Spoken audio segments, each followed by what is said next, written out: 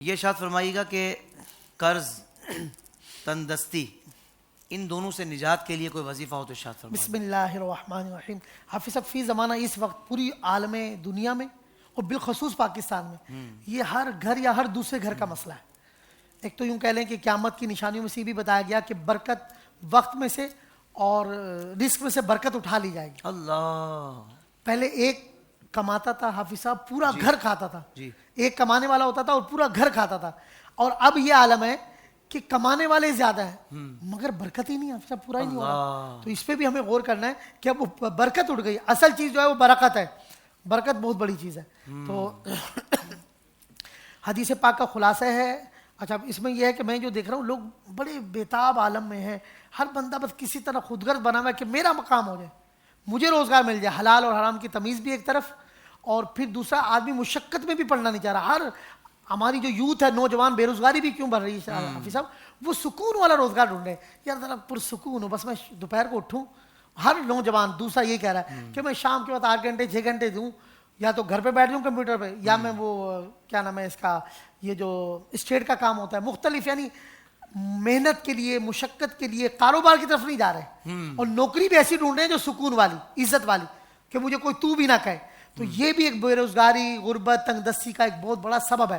سیاستدان تو ہیں، حکمران تو ہیں، لیکن جیسی قوم ہوگی ایسے حاکم مسلط کر دی جائے، تو یہ تو ہمارے اعمال کی صدا ہے۔ تو سب سے پہلے ہم اپنے آپ پر غور کریں کہ ہمارے اندر کہاں کمیاں کوتاہیاں ہیں، کہاں ہم غلط فیصلے کر رہے ہیں، کہاں ہم نے غلط معیارات مقرر کیے اپنے لیے، یہ دیکھنا ہے پہلے۔ ہاں دیکھیں، یہ دن اپنی ہی غفلت کی بدولت سچ ہے کہ برے کام کا انجام برا ہے۔ آج جو خودکشی ہو رہی ہے حافظ صاحب گھروں میں، وجہ کیا ہے؟ دین سے دوری ہے۔ ورنہ کربلا کا منظر آپ کے ہمارے سامنے ہے کہ وہاں نہ پانی تھا نہ کھانا تھا، کھانا بھی بند تھا، پانی بھی بند تھا، فیملیز تھی حافظ صاحب، وہاں تو صبر ہی صبر تھا، پھر بھی وہاں قرآن کی آوازیں آ رہی تھی، پھر بھی نماز پڑھا جا رہا تھا، وہاں تو کوئی خودکشی نہیں تھی، وہاں تو شہادت کو فخر سمجھ کے اپنے آپ کو پیش کیا جا رہا تھا۔ اب ایسا کیا کہ چند دن اناج نہیں آئے یا روزگار نہیں، ہم نے اٹھا کے خودکشی کر لی۔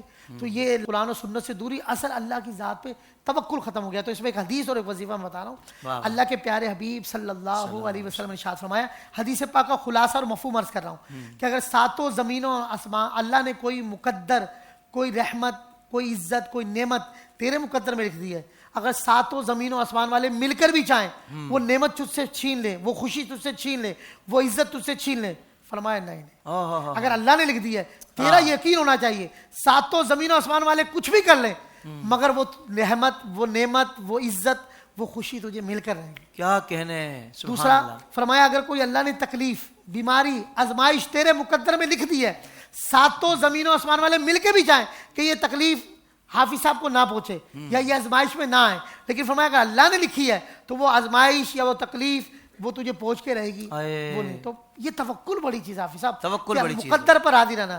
یہ سونا میرے دکھ بھی جرا دی تے میں سکنوں چلے پاواں۔ یہ خودکشیاں دیکھ کر دل جلتا ہے، شکوہ شکایت دیکھ کر ہر بندہ بھکاری بنا ہوا ہے۔ 10 سے سوال، محنت کریں، ہر بندہ بھکاری بنا ہوا ہے۔ ایک بڑی تعداد، بڑی ٹیگ لائن دے دیا آپ کسی بھی روڈ پہ چلے جائیں، آپ کہیں مسجد میں چلے جائیں، بھائی آپ محنت تو کریں، نوجوان ہے وہ بھیک مانگنے آ گیا، بھائی تو محنت کر لے اللہ کا واسطہ، کوشش تو ٹھیا ہی لگا لے۔ دوسرے ملکوں میں پہنچ کے بھی مطلب کام نہیں کرتے، وہاں بھی بھیک مانگ رہے ہوتے کچھ تو۔ حافظ صاحب دیکھیں ایسا بھی، ابھی پشاور میں ایک ایس پی صاحب ہیں، وہ ریٹائر ہوئے ہیں، تو انہوں نے انڈے کا اسٹال لگایا، وہ انڈے بیچ رہے ہیں۔